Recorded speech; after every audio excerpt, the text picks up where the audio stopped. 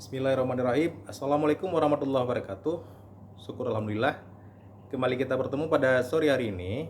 Kali ini kita mencoba untuk berdiskusi terkait dengan seberapa sibuk seorang pejabat pembuat komitmen atau PPK dalam pelaksanaan suatu pekerjaan atau pelaksanaan proyek.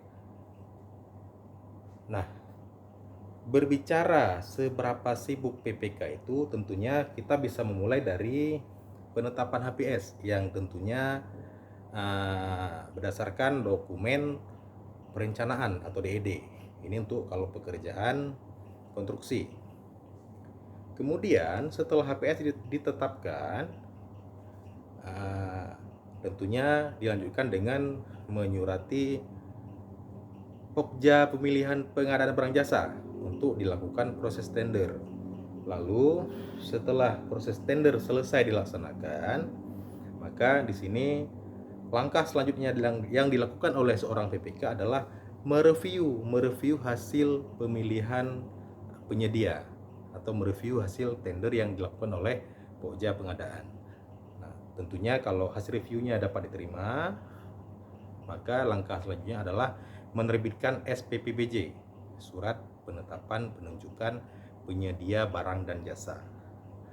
Kemudian setelah SPPBJ ditetapkan, maka seorang pejabat pembuat komitmen atau PPK mengundang penyedia bersama konsultan pengawas untuk dilakukan rapat persiapan penandatanganan kontrak untuk dibahas hal-hal yang diperlukan, seperti misalnya draft kontrak atau kalau kira-kira jangka waktu pelaksanaan yang melampaui tahun anggaran, maka dibahas juga di rapat persiapan penandatanganan kontrak. Lalu selanjutnya dilakukan proses penandatanganan kontrak yang dilanjutkan dengan penyerahan lokasi pekerjaan. Kemudian SPMK, surat perintah mulai kerja. Selanjutnya diberi pemberian uang muka. Kemudian dilanjutkan dengan rapat persiapan pelaksanaan kontrak atau PCM, pre-construction meeting. Kemudian dilanjutkan dengan pemeriksaan bersama di lapangan yang hasilnya adalah mutual check awal atau MC0. Kemudian setelah MC0 diterbitkan, maka diterbitkanlah adendum kontrak. Kemudian selanjutnya dalam proses pelaksanaan pekerjaan, maka di sini ada yang namanya pengendalian kontrak. Yang tadi kita sebutkan yaitu perubahan kontrak, yang tentunya melalui mekanisme seperti adanya penelitian kontrak, justifikasi teknis dan sebagainya. Kemudian hal yang sangat memberatkan bagi seorang PPK dalam proses pelaksanaan kontrak itu ada yang namanya pemutusan kontrak.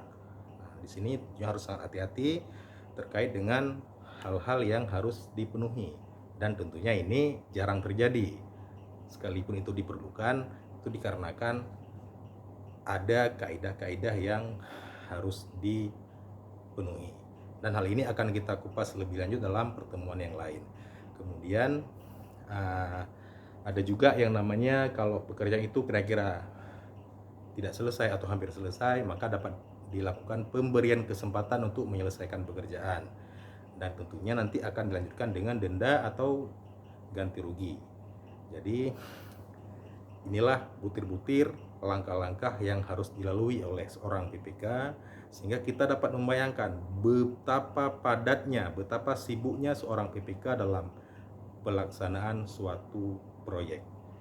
Jadi demikian terkait dengan detail-detail dari hal-hal yang telah kita kupas tadi, akan kita lanjutkan dalam pertemuan berikutnya. Terima kasih atas perhatian. Assalamualaikum warahmatullahi wabarakatuh.